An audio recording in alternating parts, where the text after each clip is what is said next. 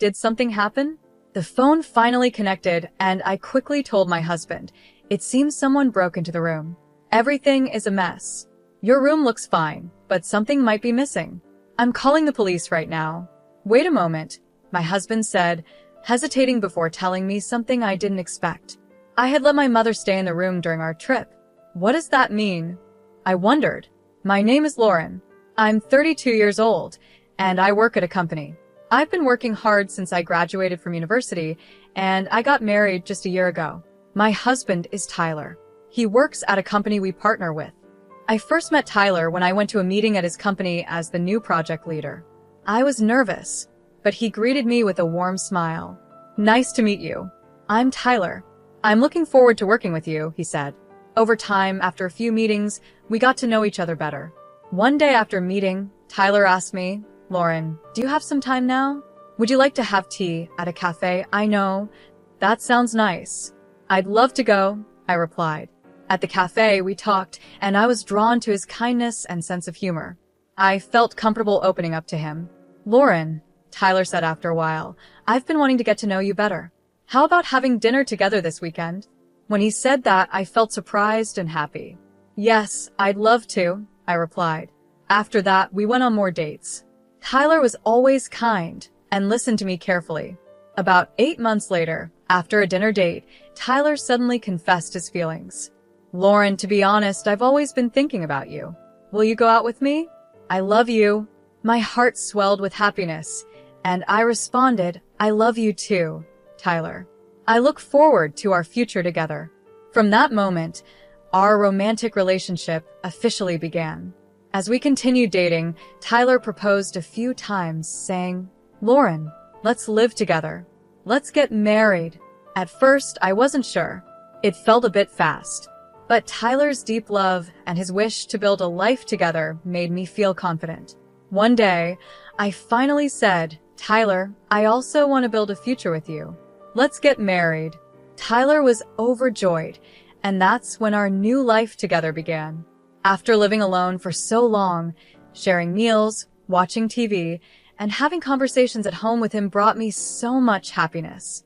I am very happy with my married life with Tyler. However, if there's one thing that bothers me, it's my mother-in-law. She had Tyler when she was young, so she's still in her 30s.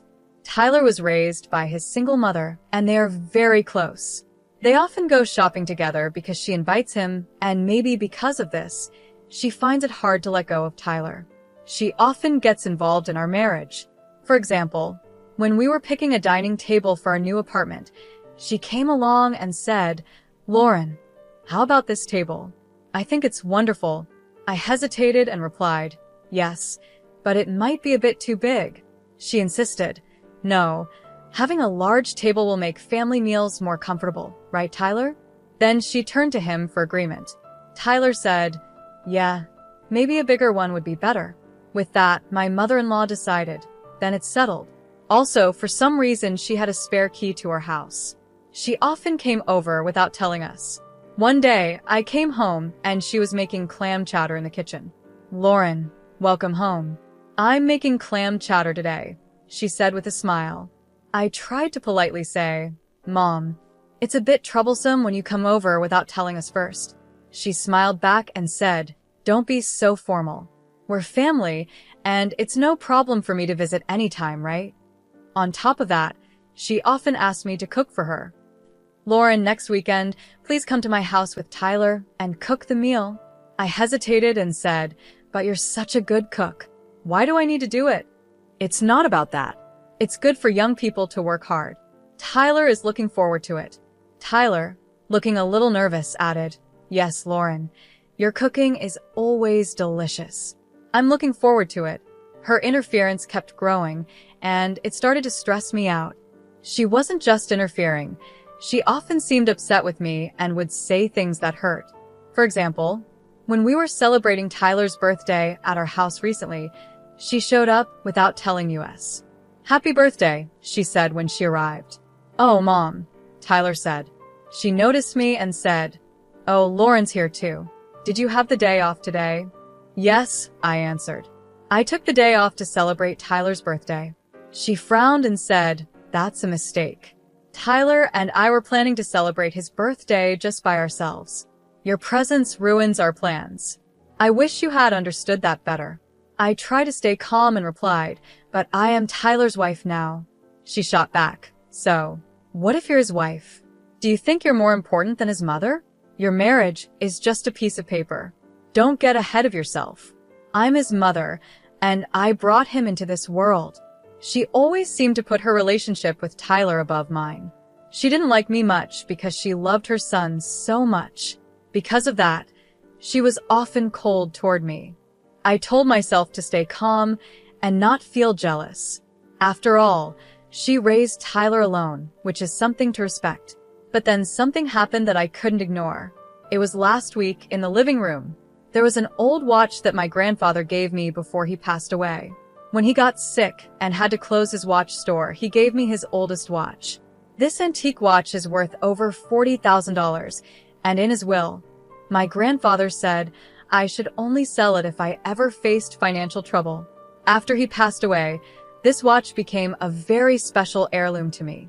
I kept it in the living room so I could always feel close to him. One day, when my mother-in-law visited, she saw the watch and criticized it. What is this? Why keep such an old, worn-out watch in the living room like it has any value? I tried to explain that it was a valuable antique and a special memory from my grandfather, but she didn't seem to understand. The way she looked down on the watch made me feel like she was also looking down on my grandfather and me. It hurt a lot. To protect the watch from more comments, I decided to put it away in a drawer in my room. Later, she asked with a laugh, "What happened to that old watch?" When I told her I had stored it in my room, she seemed happy, like she had won, which only made me feel worse. After she left, Tyler asked if I was okay and tried to comfort me. I told him how hurt I felt by what his mother said. He listened, but his answer was always the same. My mom does it because she loves me. I'm sorry. I wasn't looking for an apology. I just wanted him to support me when it came to his mother. But I also knew how much he respected her for raising him alone, and I knew he cared about me too. I understood it was hard for him to be stuck between his mother and me, so I couldn't blame him. In the end, I felt like I had no choice but to keep enduring it for his sake. Then, out of the blue, Tyler planned a week-long vacation. I felt so relieved and happy because I knew he was trying to ease the tension with his mother. We went on the trip, just the two of us, and I really enjoyed our time together. For a whole week, I didn't think about my mother-in-law at all. It was such a happy time, and the days passed quickly. Finally, the day came for us to go home. Tyler had to stop by his office first, so I went back home alone.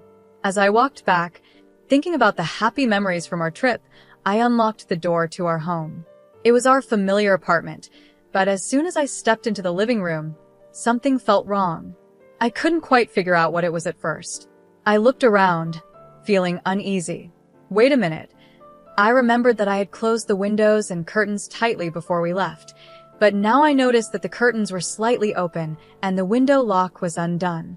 The sofa cushions were messy, and the TV remote, usually kept in its case, was neatly placed on the table. It seemed like things had been moved, but not in a way that was obvious. The room was clean, but since I always keep everything in order, these small changes made me feel really uncomfortable. I went to the kitchen and found that some food was missing from the fridge. There were watermarks in the sink, like someone had used it recently. What does this mean? I checked the entrance, but nothing seemed out of place. I started to wonder if my mother-in-law, who has a spare key, might have come in without telling us. But it didn't seem like something she would do while we were away, and we wouldn't have left the window unlocked. At the time, I believed she had some respect for our space. Then the idea that it might have been a burglar crossed my mind, but I didn't want to believe it. If it had been a break-in, there would be more mess, right? Everything in the living room seemed fine, so I tried to tell myself that Tyler must have moved something before we left. Even though I tried to convince myself, I couldn't reach Tyler, and my anxiety kept growing. What if someone really had come in? Feeling nervous, I opened the door to my room quietly. The moment I stepped inside, I was shocked by what I saw. My room was completely messed up. Clothes that should have been neatly folded were thrown all over the bed, and underwear was scattered on the floor. The drawers of the dresser were open, and clothes were jumbled up inside. The most shocking part was my desk. Every drawer had been pulled out, and the contents were tossed everywhere. I quickly checked the other rooms, but only my room had been targeted. Why just this room? There was nothing of great value here. Then I thought of the watch my grandfather had left me. No way. Why is it gone? I frantically searched around the desk, but the watch was nowhere to be found. At that moment, I realized the watch had been stolen. It was clear that someone had come in and taken it, but I couldn't understand why they would steal such an old watch. I lost control and quickly tried to call my husband again. This time, the call connected. Did something happen? He asked. I hurriedly explained. It seems someone broke in. The room is a mess. Your room looks fine, but something might be missing. I'm calling the police right now. Really? He replied, sounding concerned. Yes, some food is missing from the fridge too. Someone must have sneaked in. Wait a minute, he said. I want to check it out myself before you call the police. I'll be home soon. Meanwhile, see if anything else is gone. But I can't wait. This is serious. Some of my things are missing, I exclaimed. Then, my husband said something unexpected in an uneasy tone. Actually, I let my mother stay in the apartment while we were on the trip. What do you mean? I asked, shocked.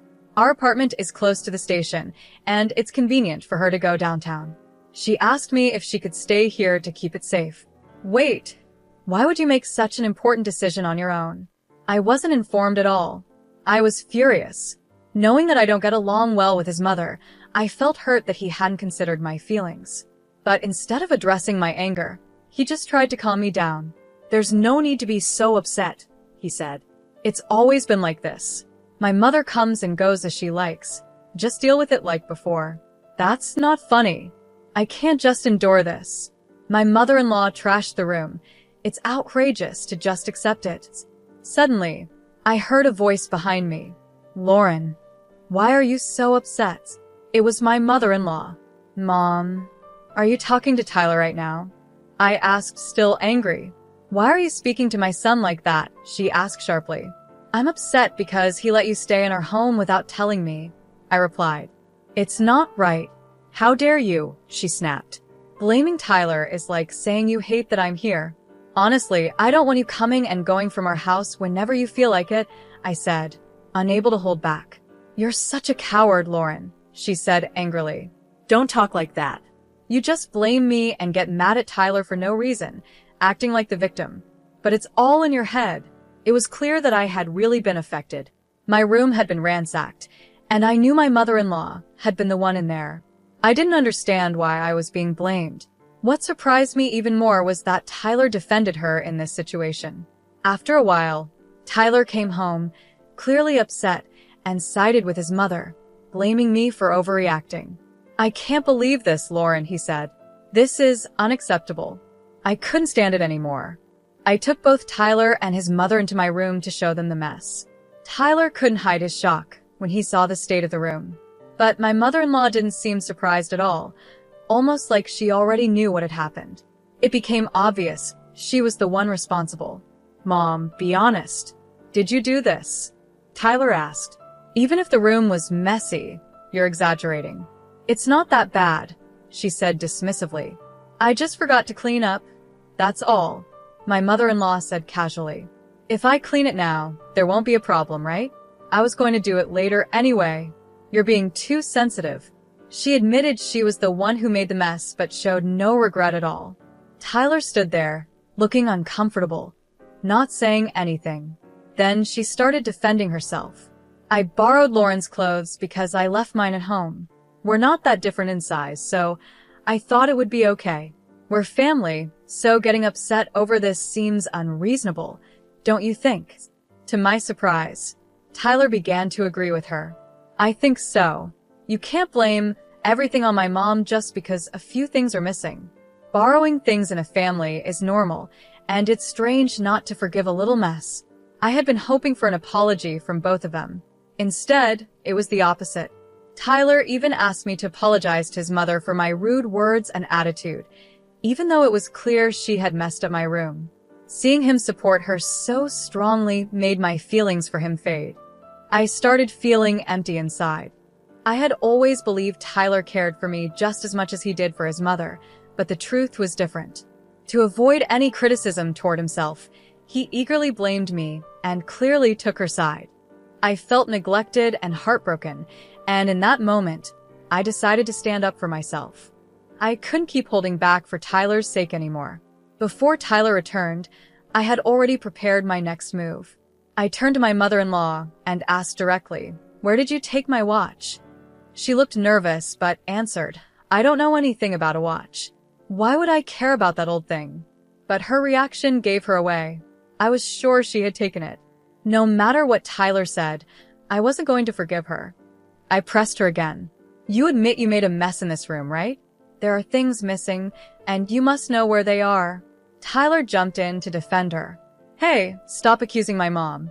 If she says she didn't take it, is it worth getting this upset over just a watch? If you really want to watch that badly, I'll buy you a new one, so let's drop this." "Stop interfering, Tyler," I said firmly. "That watch is the only thing I have left from my grandfather, and it's irreplaceable. I won't give up until I get it back." "I haven't stolen anything.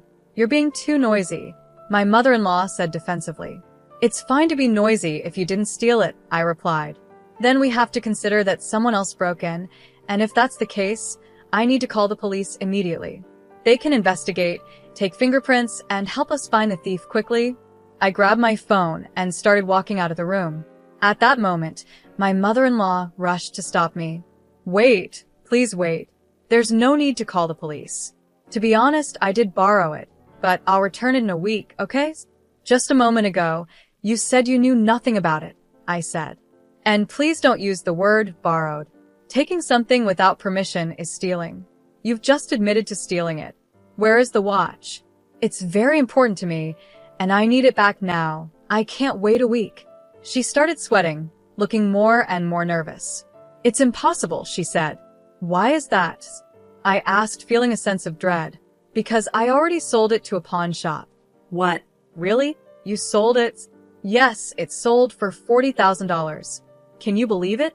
I didn't think it was worth that much." "Stop joking. Can you return the $40,000 right now?" I demanded. "I'll go to the pawn shop myself to get it back." Well, I'm sorry, but that's impossible," she stammered. "I've already spent most of the money, and there's only a little left. You'll have to find the money yourself." Seeing her mocking and disrespectful attitude, I realized there was no point in continuing the conversation. I made up my mind to take the final step. "I see. This was your last chance," I said calmly. I dialed the police. "Hello, I'm the person who called earlier. Unfortunately, a theft has occurred, and the person responsible is here. Please come right away." After the call, Tyler and his mother rushed over to me in a panic. "Who did you just call?" they asked. "I called the police," I explained. "I already told them about the situation, and they advised me to check things out first. Now that it's clear you stole my watch and sold it without permission, I've reported it. Not only did you steal it, but you also sold it and used the money for yourself. That's a crime." "What are you talking about?" she snapped. "I was helping you. I turned that old, unnecessary item into cash for you, and instead of being thankful, you called the police." I'm shocked. "Lauren, isn't this going too far?" Tyler added. "My mother is your family too." "Family?" I said, feeling hurt. "I can't consider someone who steals my things and doesn't feel bad about it as family. She's a criminal." "A criminal?" "No, I've explained it many times," she protested, but I had already made my decision. "I haven't done anything," my mother-in-law protested. "Well, all of this conversation has been recorded, and I plan to give it to the police as evidence," I replied calmly. "You shouldn't underestimate the police. Once they check the fingerprints and the pawn shop's camera footage, it will be clear that you are the culprit. Continuing to hide it will only make things worse for you." As I spoke, a cold smile on my face, both my mother-in-law and my husband showed their anger. "This is ridiculous. Just because I borrowed it, it's come to this? Are you serious?" she fumed. My husband added, "If you do this, I won't hesitate to consider divorce." "Is that what you want? You'll be in trouble too if we get a divorce." It seemed they thought the word divorce would scare me into backing down. But I stayed calm and replied, "I don't mind at all. What's more troubling is that your mother is a criminal. I've been ready for divorce from the start. Wait, please. The divorce talk was just a joke, my husband said quickly, sounding panicked. I got too emotional. Please reconsider. I'll apologize as many times as you want. Just please overlook my mother's actions. Tears appeared in his eyes as he pleaded. Ironically, it was his mother who should have been apologizing, but she just stood there with her arms crossed, staring at me as if to intimidate me. Your excuses are pointless, I said firmly. I've forgiven both of you many times, but you always ignore my feelings and keep defending her. This time, I won't forgive either of you. My firm stance left my husband speechless and my mother-in-law furious. Actually, I continued, before this incident with the watch, I had already been hurt by your mother several times. After one payday, $1,000 I had left at home went missing. I knew she had been around, but I didn't have proof. Since then, I've been deliberately leaving fake bills around the house. Did you know that? She began to panic, visibly sweating. What should I do? What should I do? She muttered, as the reality of the situation set in. When the police arrived, I explained everything. Tyler and his mother tried to argue, saying things like, "This is just a family matter, and my wife is exaggerating," but based on the condition of the room and the recorded conversation, the police took my mother-in-law into custody on suspicion of theft. Tyler went to the police station with her, escorted by an officer. Afterward, I headed to the pawn shop my mother-in-law had mentioned.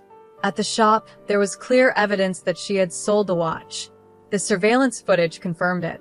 Luckily, my grandfather's watch had not been sold yet and was still there. Thanks to the officer's help, I was able to get it back. I was able to get back my grandfather's watch. It wasn't easy to confront my husband and mother-in-law, but I believe calling the police was the right thing to do. When I held the watch again, it felt like my grandfather was proud of me. After that, the divorce with my husband was finalized. He begged me to avoid the divorce and asked me to help his mother, but I ignored his pleas.